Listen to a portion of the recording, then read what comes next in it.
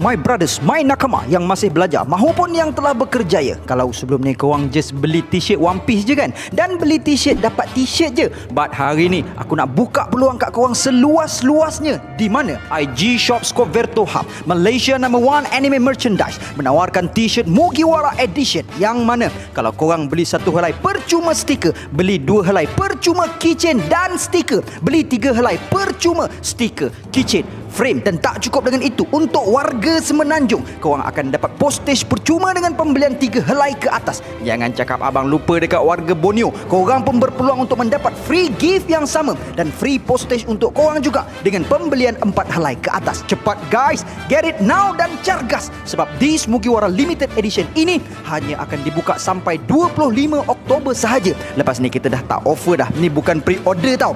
Get it now. Ikuzu Yarudomo.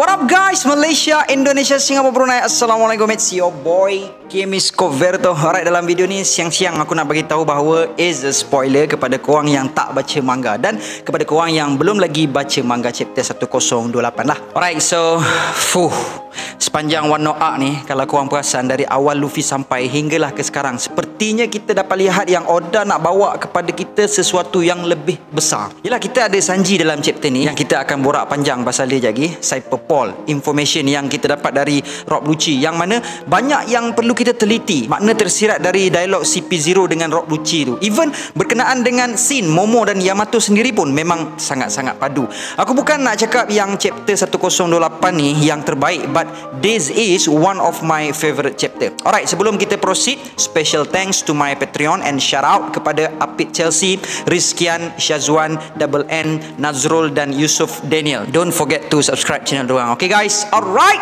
let's proceed with the content. Istimewa cita rasa masa kini, kini ada kelazatan istimewa, kelazatan kopi sebenar Nescafe. Alright, pada permulaan chapter 1028 kita dibawa ke scene Cyberpol dan mereka tengah berbual pasal naga yang muncul betul-betul depan dorang. Dan yang menariknya kat scene kat sini, dorang mengatakan it definitely matches the Devil Fruit Vegapunk made. Alright, mungkin dalam video chapter review aku tak kupas panjang sebab takut video tu drag lama. So dalam video ni aku nak kupas panjang sikit. Sebenarnya dialog kat sini sangat-sangat menarik dan penuh dengan konspirasi. Kau nampak tak? Sebenarnya dialog kat sini dia macam kontradik dengan info yang kita dapat sebelum ni tau, tentang Devil Fruit yang dibuat oleh Vegapunk. Info atau fakta yang kita dapat sebelum ni adalah Devil Fruit yang dibuat oleh Vegapunk adalah belum lagi dimakan dan dikatakan gagal. So fakta kat sini adalah Devil Fruit tu gagal. So bermaksud tak ada siapa lagi pernah makan. Jadi macam mana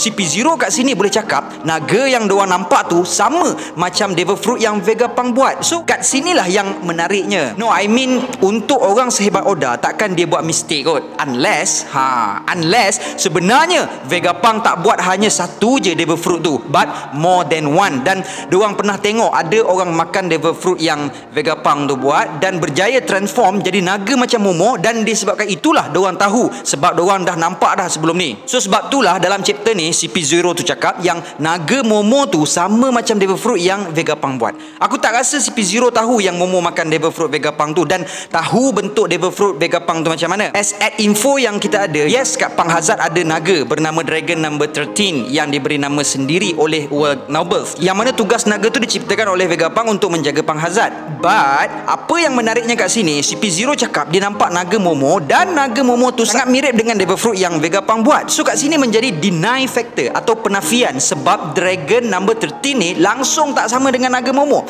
So kalau begitulah argumennya, which is Vegapunk bukan hanya buat satu je Devil Fruit naga tu. Uish, kita boleh bayangkan betapa world government ni sebenarnya tengah equip satu force atau bala tentera yang sangat dahsyat. Yelah, dengan SSG lagi yang kita belum tahu lagi kemampuan dia macam mana. Lepas tu dengan army yang dilengkapi kemampuan naga lagi, yang kita dah boleh tengok pun macam mana kemampuan naga yang dimiliki Kaido mampu buat apa kan. Widih. Tapi kalau benarlah penyataan CP0 ni yang berkemungkinan membawa kepada Vegapunk, ada lagi buah Devil Fruit naga yang telah pun dimakan pihak world government dan pernah dilihat oleh CP0, dan sama dengan naga Momo, aku macam hampa sikit lah. Bukan apa, sebab aku nak sangat the genius scientist of all time, Dr. Vegapunk, menjadi ally kepada Luffy or Dragon from the Revolutionary Army ke kan. Sebab yelah, sebelum ni kita macam ada bukti yang berkemungkinan Vegapunk ni baik. Yelah kan Vegapunk telah programkan Kuma untuk menjaga Thousand Sunny masa 2 years time skip. So kat situ menjadi satu pembuktian yang berkemungkinan Dr. Vegapunk ni adalah orang yang baik. So guys, macam mana menurut kalian? Cuba korang komen sikit. Alright, poin kedua yang aku nak ajak berbincang dalam video ni adalah tentang dialog Rob Lucci dengan CP0 kat situ. So guys, maybe aku akan buat part 2 untuk chapter ni kot, pasal ada banyak lagi benda yang kita nak bincang pasal scene atau pendedahan yang diberikan dalam chapter ni. Okay, Rob Lucci cakap yang dia dapat arahan dari pihak atasan sekiranya perkara yang tidak kita jangkakan berlaku, which is Kaido berjaya ditewaskan, World Government telah pun memutuskan untuk mengambil alih tanah Wano yang telah merdeka itu. Dalam erti kata lain, World Government pula akan jajah negara Wano. Dan bukan itu sahaja, Rob Lucci tak cakap kosong-kosong. Dalam muka surat kedua panel nombor 1, kita boleh nampak sekurang-kurangnya 4 kapal telah pun dihantar menuju ke Wano untuk laksanakan arahan itu. Jadi kat sini fahamlah kita bahawa Kaido surely akan dikalahkan. Yelah, after all yang bikin dialog CP0 tu pun adalah Oda sendiri.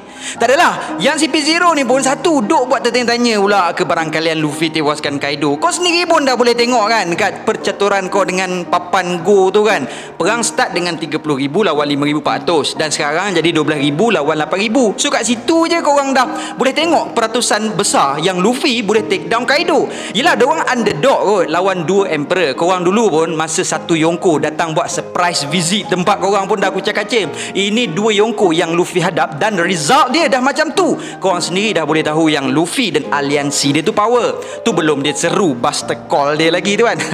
Belum lagi panggil Mugiwara Grand Fleet lagi. Lagi duk suka ke barang kalian ke macam.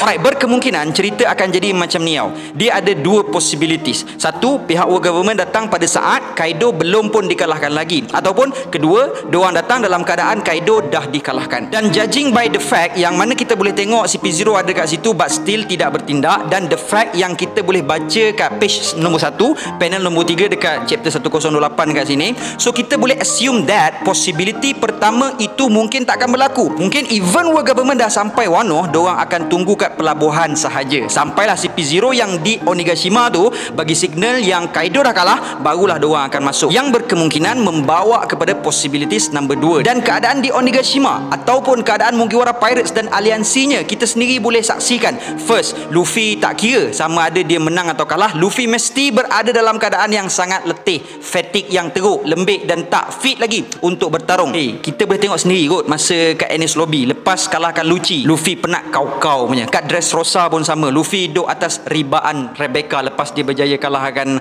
Doflamingo. Dekat Whole Cake Island pun sama, lepas kalahkan Katakuri, Sanji pikul Luffy ke safety. Dan fakta seterusnya pasal Zoro pula, kita dah tahu dah yang Zoro makan satu ubat dari Zo tu yang akan mengamplifykan kesakitan Zoro. Tak kira lah Zoro berjaya kalahkan King atau tidak pun, kita dah tahu satu fact yang memang kita tak boleh nak deny. Once the battle against King is over, Zoro is done. Tak boleh lawan lagi dah. Jadi begitu jugalah dengan allied Luffy dan kru Luffy yang lainnya pun. Macam Red Scabbard juga dah capai limit dia. Sampai at some point dalam chapter sebelum ni, Nekomamushi larang Wanda dan Carrot jangan tertengok bulan pula, nanti bagi kesan yang buruk pada dorang. Lepas tu dengan Law lagi, Kid lagi yang terpaksa berhadapan dengan Big Mom, yang mana sebelum ini pun kita boleh tengok ada juga Worst Generation yang cuba mencabar Big Mom, end up dorang lagi dari situ. Dan sekarang dorang berdua. No, I mean inilah keadaan atau situasi sekarang yang membawa kepada tak kiralah if dorang menang or kalah pun, surely dorang semua akan kepenatan gila-gila. And then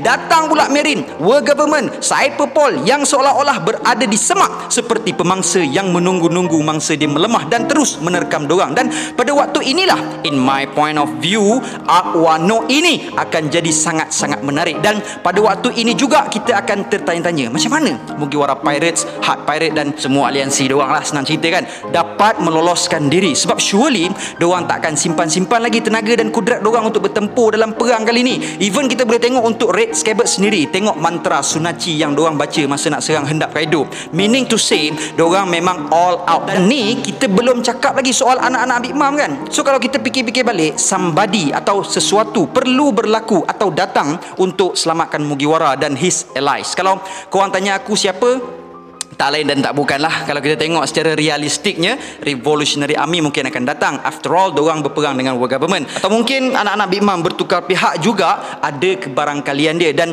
reasonable jugalah kan. Atau mungkin Shanks dan Blackbeard datang.